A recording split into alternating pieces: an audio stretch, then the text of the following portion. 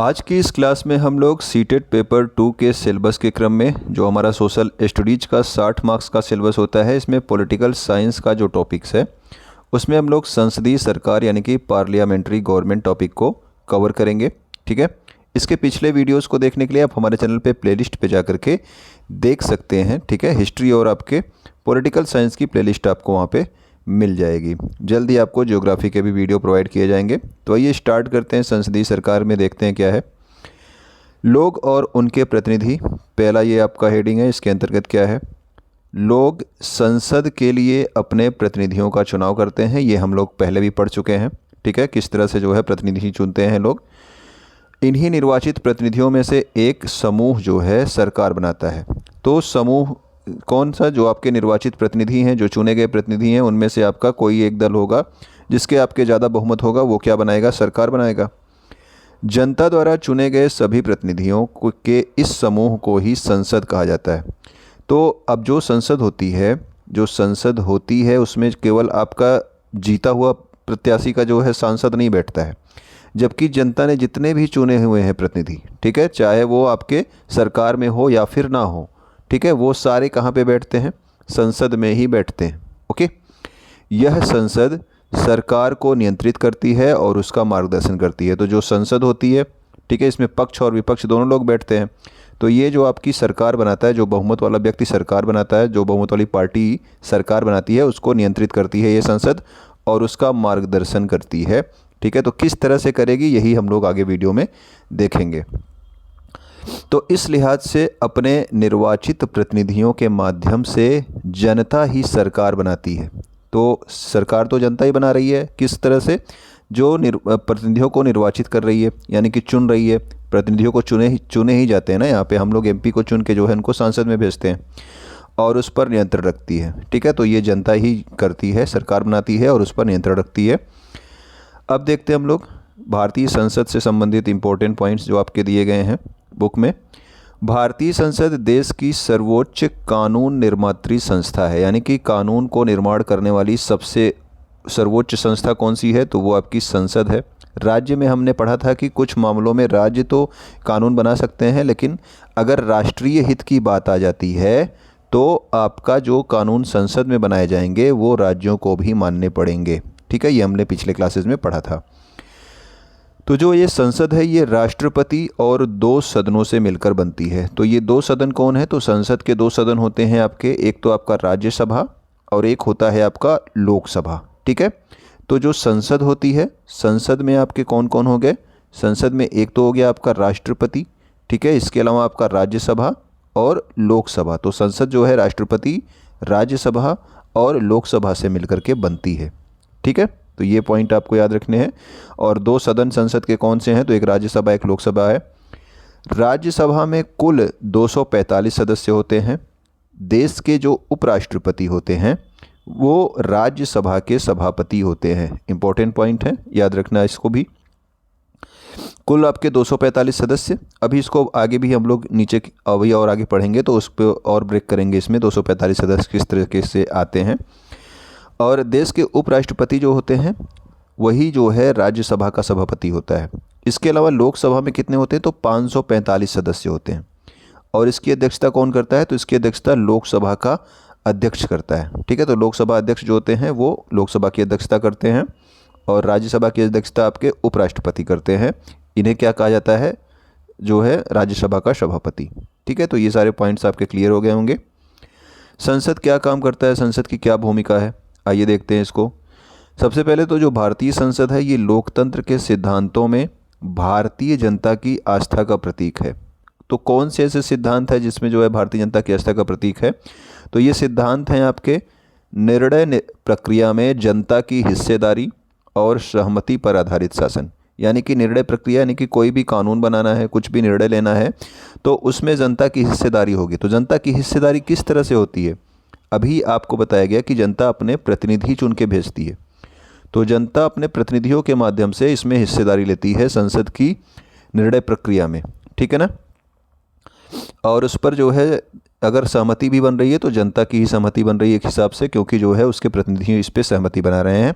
तो इस तरह से शासन जो है कहा जाता है लोकतंत्र किसका, जनता का शासन। किसके माध्यम से, प्रतिनिधियों के माध्यम से। लोकसभा के लिए हर 5 साल में चुनाव कराए जाते हैं। तो अभी जो है आपके नज़दीक ही 2024 में भी चुनाव आयोजित होंगे, ठीक है ना। तो ये चुनाव कराए जाते हैं लोकसभा में हर 5 साल के लिए। प्रत्येक निर्वाचन क्षेत्र से एक व्यक्ति को चुन करके संसद में भेजा जाता है। तो आप सभी जो है किसी न किसी निर्वाचन क्षेत्र में आप जो है एक वोटर होते हैं, और आप अपने निर्वाचन क्षेत्र में जो भी उम्मीदवार खड़ा होता है उसको चुन करके आप सांसद बनाते हैं और वही संसद में जाता है। तो चुने गए उम्मीदवार संसद सदस्य या फिर सांसद, जिसको आप मेंबर ऑफ पार्लियामेंट या फिर शार्ट में आप एमपी कहते हो। एमपी का फुल फॉर्म क्या है, मेंबर ऑफ पार्लियामेंट, ठीक है। पार्लियामेंट इंग्लिश में उसका मतलब होता है संसद, तो इसका मतलब हो गया संसद के सदस्य, जिसको हम लोग क्या कहते हैं, सांसद कहते हैं, हमारे सांसद जी, ठीक है। तो जो उम्मीदवारों को हम चुनते हैं वो आपके सांसद कहलाते हैं, और इन्हीं सांसदों से मिल करके संसद बनती है। ये तो हमने पहले ही लाइन में पढ़ा था, ठीक है। जो है हमारे चुने हुए प्रतिनिधि होते हैं, उन्हीं से मिल करके संसद बनती है, तो उन प्रतिनिधियों को हम लोग सांसद कहते हैं, ठीक। अब देखते हैं संसद को क्या काम करने होते हैं। तो जो संसद की भूमिका थी, अभी हम लोगों ने देखा ना, हेडिंग हमारी संसद की भूमिका है। तो अब आपको जानना है कि संसद को निम्नलिखित काम करने होते हैं। पहला क्या है, राष्ट्रीय सरकार का चुनाव करना। तो अभी तो आपने देखा ऊपर कि क्या हुआ कि जो जनता थी उसने जो है अपने प्रतिनिधियों को चुना, ठीक है, और अलग अलग जो है पार्टियों के लोग उसमें जीत गए। अब क्या होगा, यदि कोई राजनीतिक दल जो है सरकार बनाना चाहता है तो उसे निर्वाचित सांसदों में बहुमत प्राप्त करना चाहिए।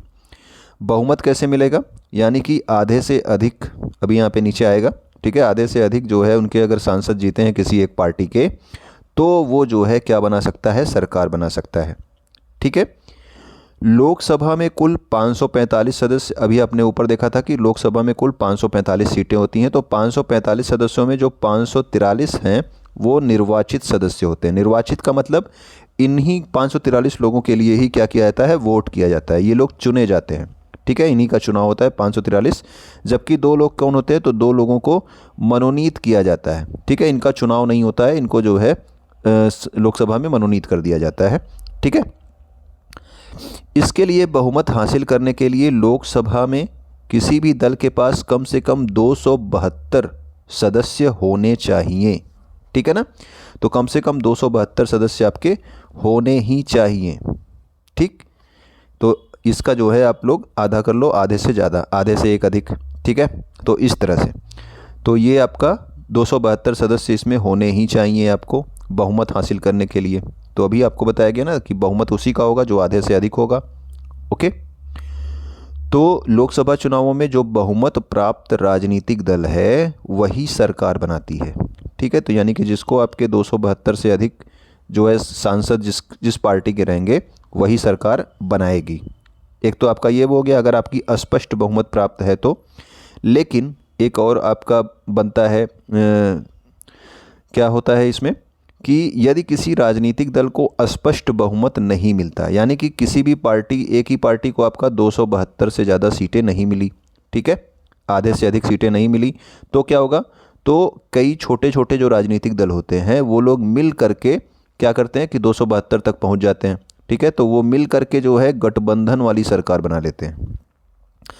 यानी कि किसी एक ही राजनीतिक दल को स्पष्ट बहुमत नहीं मिला, यानी कि वो 272 सीटें नहीं जीत पाई, या तो कांग्रेस बीजेपी जो भी है आपकी वो 272 सीटें नहीं जीत पाई, तो कई राजनीतिक दल छोटे छोटे क्या होते हैं वो मिल करके एक गठबंधन की सरकार बना लेते हैं, और सब लोग अपने अपने हितों पे उसमें काम करते हैं। कार्यपालिका का चुनाव करना लोकसभा का एक महत्वपूर्ण काम होता है। अब कार्यपालिका के बारे में भी हम लोगों ने राज्य सरकार वाला जो हमने टॉपिक किया हुआ है उसमें पढ़ा हुआ है कि कार्यपालिका क्या होती है, तो यहाँ पर भी एक बार देख लेते हैं।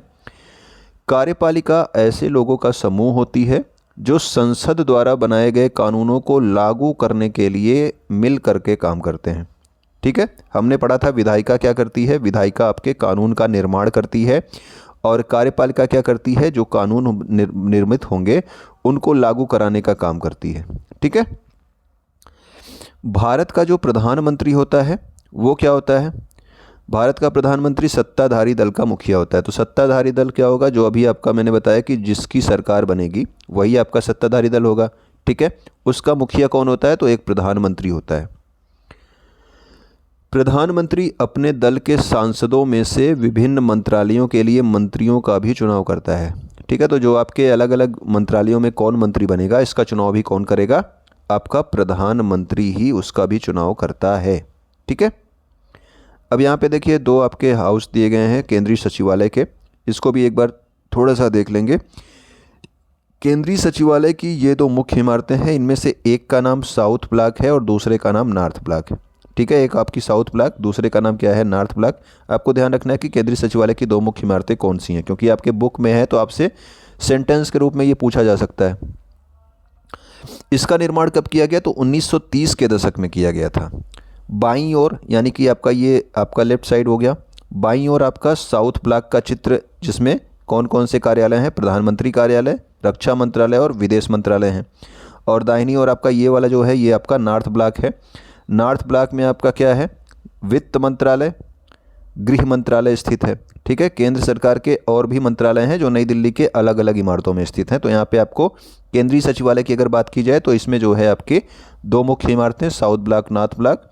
निर्माण किया गया 1930 में। साउथ ब्लॉक में प्रधानमंत्री कार्यालय, रक्षा मंत्रालय और विदेश मंत्रालय है, जबकि नॉर्थ ब्लॉक में क्या है, वित्त मंत्रालय और गृह मंत्रालय। ओके, अब देखते हैं लोकसभा के बारे में। हमने ऊपर देखा ही कि वहाँ पे सरकार कैसे बन रही है। अब जो आपकी राज्यसभा है, इसमें मुख्य रूप से देश के राज्यों के प्रतिनिधि के रूप में ये काम करती है, ठीक है। राज्यों के प्रतिनिधि के रूप में कौन काम करता है, आपका राज्यसभा। लोकसभा में आपके कौन से चुने हुए लोग आए थे, चुने हुए सांसद जो गए थे राज्यसभा में, लोकसभा में गए थे।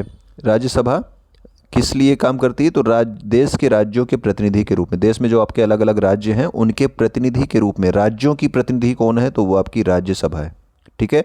और जनता का प्रतिनिधि उसका जो सांसद होते हैं वो होते हैं, ठीक है। लोकसभा जो है आप बोल सकते हो। राज्यसभा भी कोई कानून बनाने का प्रस्ताव पेश कर सकती है, ठीक है। जब भी कानून बनते हैं तो क्या होता है कि लोकसभा में भी पेश करना होता है, राज्यसभा में भी पेश करना होता है, ठीक है। इनको पहले प्रस्ताव लाना पड़ता है। तो आपका ये है कि अधिकतर जो प्रस्ताव लाए जाते हैं लोकसभा में लाए जाते हैं, लेकिन ऐसा नहीं है कि राज्यसभा में नहीं लाया जा सकता। तो राज्यसभा भी कोई कानून बनाने का प्रस्ताव पेश कर सकती है, ठीक है। तो ये भी आपको ध्यान रखना है, ऐसा नहीं कि केवल लोकसभा ही पेश करेगी। किसी विधेयक को कानून के रूप में लागू करने के लिए यह जरूरी है कि उसे राज्यसभा की भी मंजूरी मिल चुकी हो, ठीक है। अभी हमने कहा ना, अगर मान लो लोकसभा से कोई विधेयक प्रस्ताव पारित होता है, ठीक है, उसके बाद वो राज्यसभा में भेजा जाता है, तो राज्यसभा में भी जो है मंजूरी मिलना जरूरी है, ठीक है।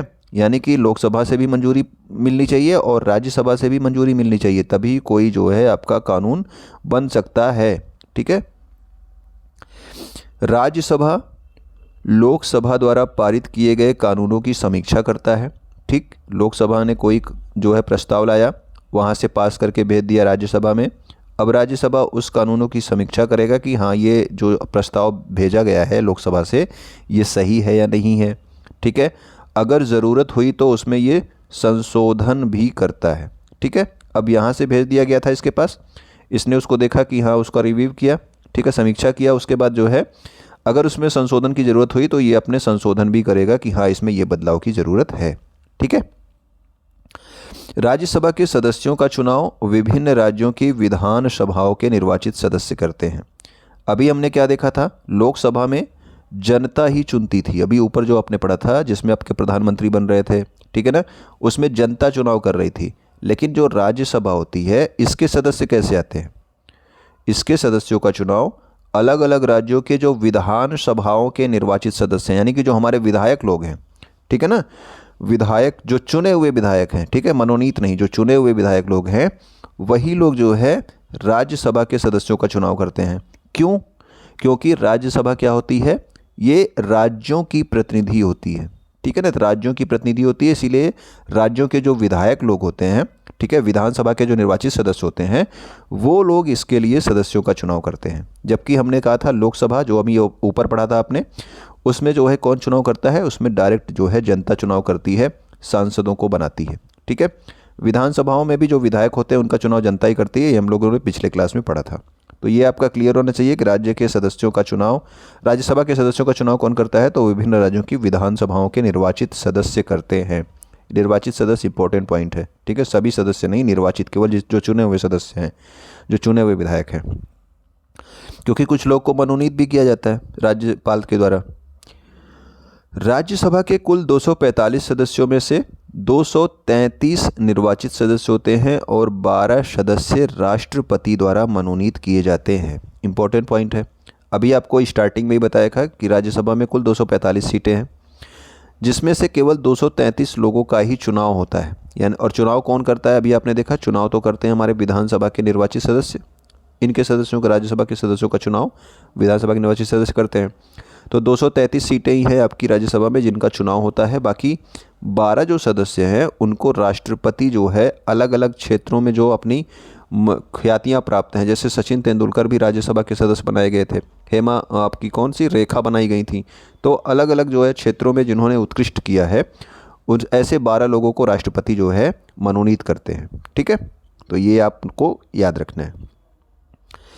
अब देखो, इसका संसद का दूसरा जो काम है, सरकार को नियंत्रित करना, मार्गदर्शन देना और जानकारी देना, ठीक है। सरकार को कैसे नियंत्रित करेगी, अभी इसमें नीचे आ रहा है। जब संसद का सत्र चल रहा होता है तो उसमें सबसे पहले क्या होता है, प्रश्नकाल, ठीक है। और प्रश्नकाल से आपके सीटेट में बहुत बार क्वेश्चन पूछा गया है। तो सबसे पहले आपका प्रश्नकाल होता है। प्रश्नकाल क्या है, तो प्रश्नकाल एक महत्वपूर्ण व्यवस्था है।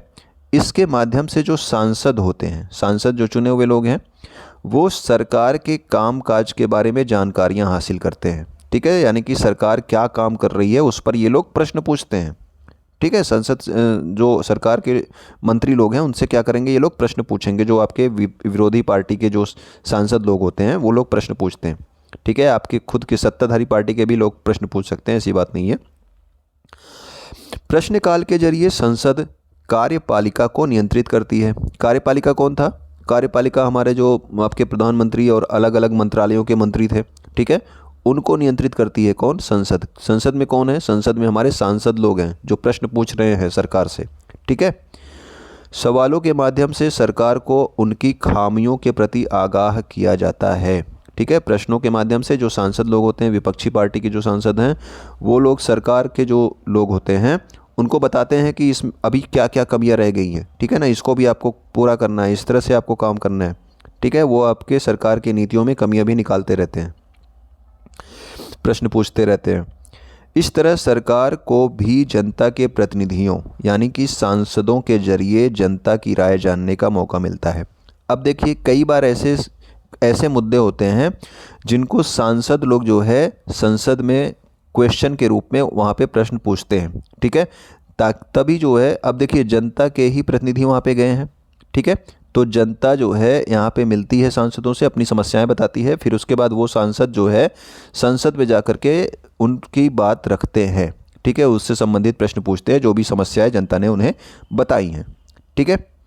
तो इसी तरह से सांसदों के ज़रिए जो जनता होती है उसकी राय भी जानने का मौका मिलता है, किसको, सरकार को।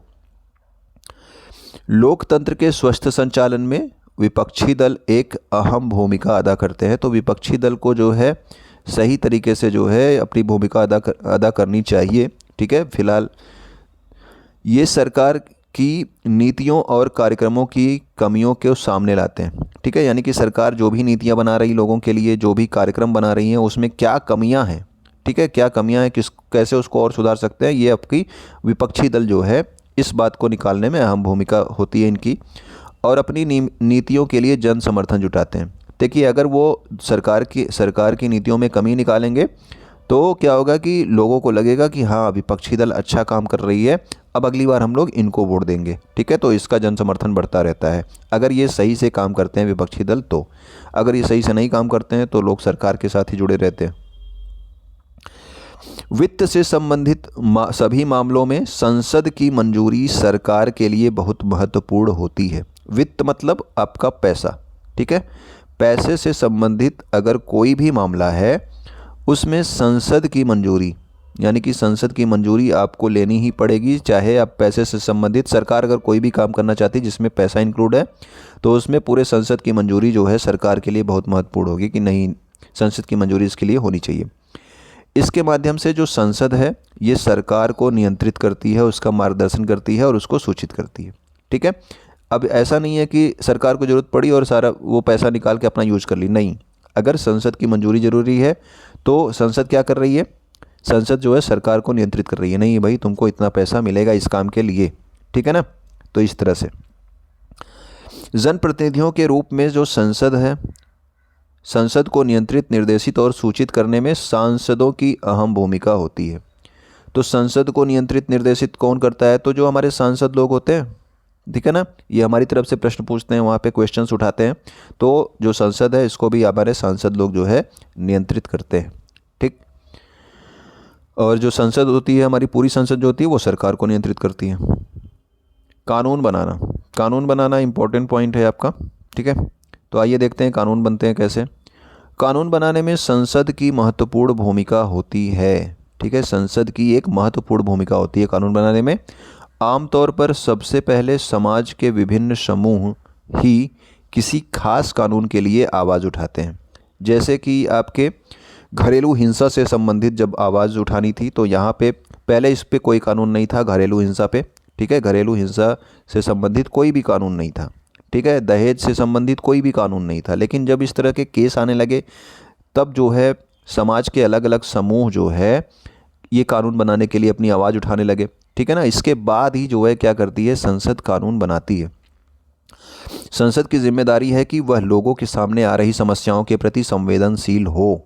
ठीक है, तो जब ये लोग अपने कानून बनाने के लिए आवाज़ उठाते हैं तब जो है संसद को पता चलता है कि हाँ इस मुद्दे पर भी हमको कानून बनाना है, उसके बाद ही जो है वो कानून बनता है। इसीलिए कहा जाता है कि समाज के जो है लोग सबसे पहले इसमें पहल करते हैं कि हमें जो है इस मुद्दे पर कानून ज़रूरी है, हमें दहेज हत्या पर कानून बनवाना है, हमें जो है घरेलू हिंसा पर कानून बनवाना है। तो इस तरह से जो है अलग अलग समस्याएं जो है जब सरकार के पास पहुंचती हैं तब कानून बनाए जाते हैं।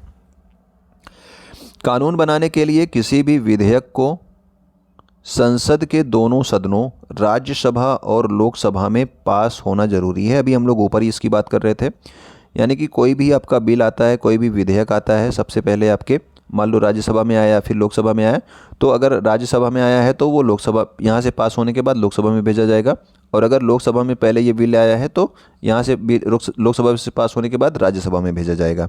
ठीक है, और फिर दोनों सदनों की मंजूरी मिलने के बाद जब दोनों सदनों से ये पास हो जाएगा, ठीक है, तो यह विधेयक राष्ट्रपति के पास स्वीकृति के लिए भेजा जाता है।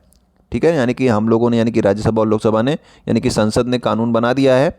अब राष्ट्रपति महोदय आप क्या करो, आप हमें स्वीकृति दो कि हाँ ये कानून अब लागू हो जाए। ठीक है, राष्ट्रपति की स्वीकृति के बाद यह विधेयक कानून बन जाता है। ठीक है, तो ये बिल क्या बन जाएगा, आपका एक्ट बन जाएगा। ठीक है, तो जब आपका राष्ट्रपति जो है स्वीकृति दे देगा तभी जो है कोई आपका कानून बनता है। ठीक है, कोई भी विधेयक जो आपका यहाँ पे लाया गया था, यहाँ से पास हो गया, ठीक है, दोनों सदनों से पास हो गया, उसके बाद राष्ट्रपति के पास गया, जब राष्ट्रपति उस पर अपनी स्वीकृति देगा तभी वो कानून बनेगा, नहीं तो नहीं बनेगा। ठीक है, राष्ट्रपति इसको अपने पास रोक भी सकता है, इसको अपने पास रख सकता है कि नहीं ये वाला कानून नहीं बनना चाहिए, या फिर इसको वापस कर देगा इन लोगों के पास कि इसमें जो है कुछ बदलाव करिए। ठीक है, इस तरह के काम भी राष्ट्रपति कर सकता है अगर, या फिर अगर उसको अच्छा लगता है कि नहीं ठीक कानून बना है तो अपनी स्वीकृति दे देगा और वो कानून बन जाता है। ठीक है, कई बार संसद ऐसा कानून पारित कर देती है जो बेहद अलोकप्रिय साबित होता है, यानी कि संसद के द्वारा कुछ कानून ऐसे बना दिए जाते हैं जो लोगों को पसंद नहीं आते हैं। ठीक है, लोगों को बिल्कुल पसंद नहीं है, कि वो सोचती है कि सरकार की नीयत ख़राब है। ठीक है, ख़राब नीयत से सरकार ने ये वाले कानून बनाए हैं। लोकतंत्र में आम नागरिक संसद द्वारा बनाए जाने वाले ऐसे कानूनों के बारे में अपनी असहमति व्यक्त कर सकते हैं। और असहमति हम लोग कैसे व्यक्त करते हैं, हम लोग जनसभाएं करते हैं, धरना देते हैं, ठीक है ना, कि हमको ये वाला कानून नहीं पसंद है।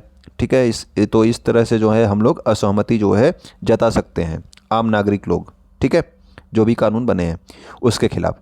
जब बहुत सारे लोग यह मानने लगते हैं कि गलत कानून पारित हो गया है तो, ठीक है ना, जब आपके बहुत लोग मानेंगे गलत कानून पारित हो गया तो लोग बाहर निकलेंगे, सड़कों पे निकलेंगे कि नहीं ये गलत है।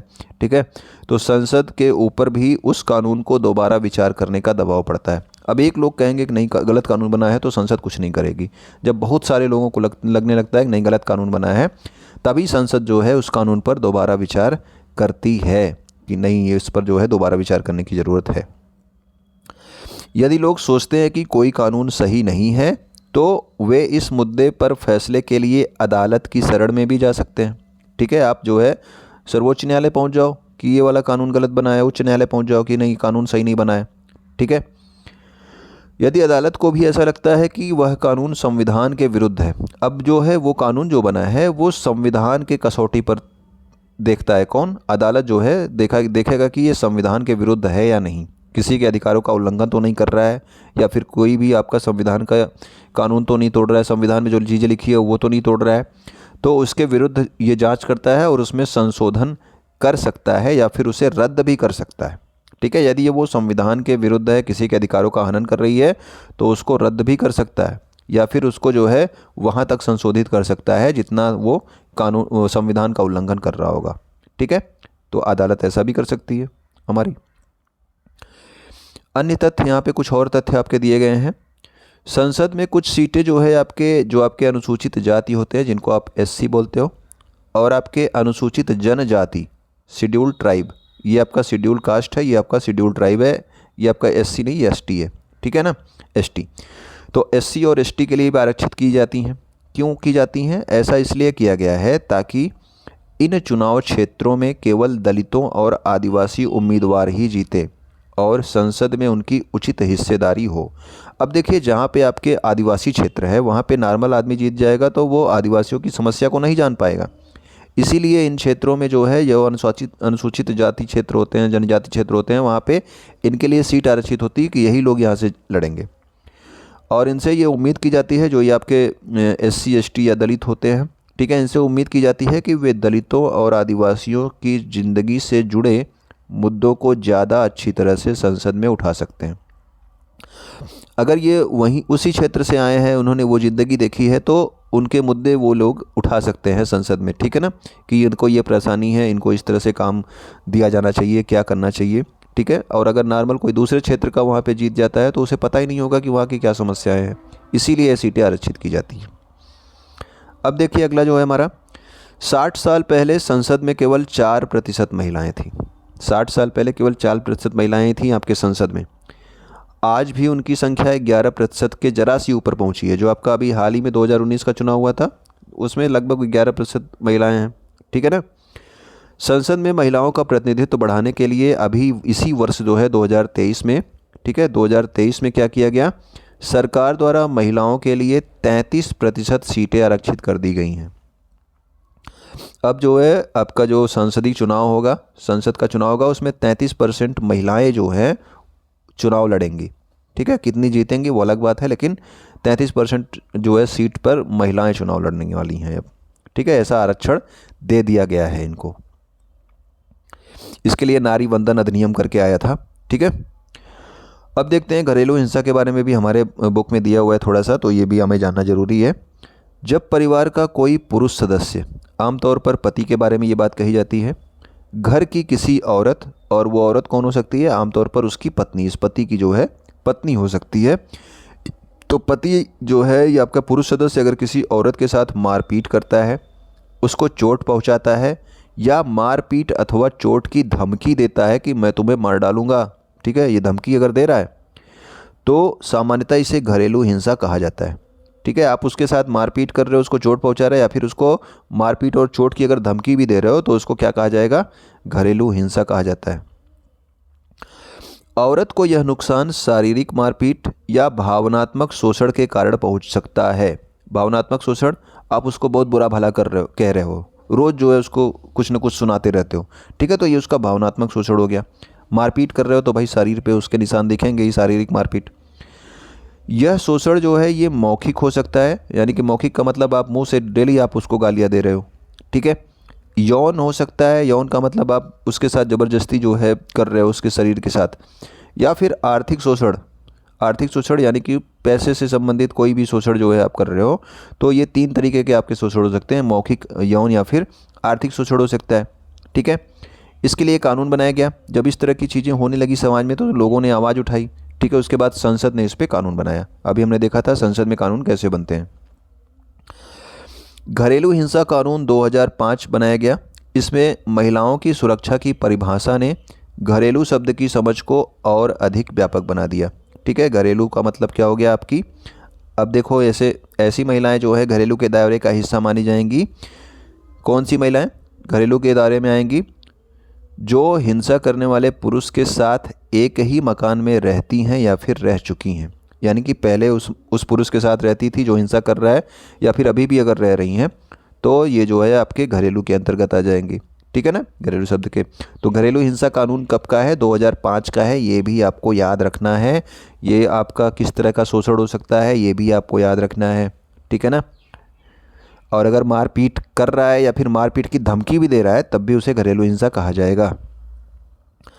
यहाँ पे एक इम्पॉर्टेंट पॉइंट है आपका, 2004 के जो आपके आम चुनाव हुए थे उसमें पहली बार पूरे देश में ईवीएम का इस्तेमाल किया गया था। ईवीएम मशीन, इलेक्ट्रॉनिक आपका वोटिंग मशीन, ठीक है ना, इसका इस्तेमाल किया गया था। ओके, तो ये थे हमारे जो है इम्पोर्टेंट पॉइंट्स, जो है आपको पसंद आए होंगे। तो आप क्या करोगे, वीडियो पे कमेंट कर देना, लाइक भी कर सकते हो, सब्सक्राइब अपने दोस्तों तक इसको ज़रूर शेयर कर दिया कीजिए जो सीटेट एग्ज़ाम की तैयारी कर रहे हों। ओके, वीडियो को देखने के लिए आपका बहुत बहुत धन्यवाद। कुछ नया सीखने के लिए आपका बहुत बहुत धन्यवाद।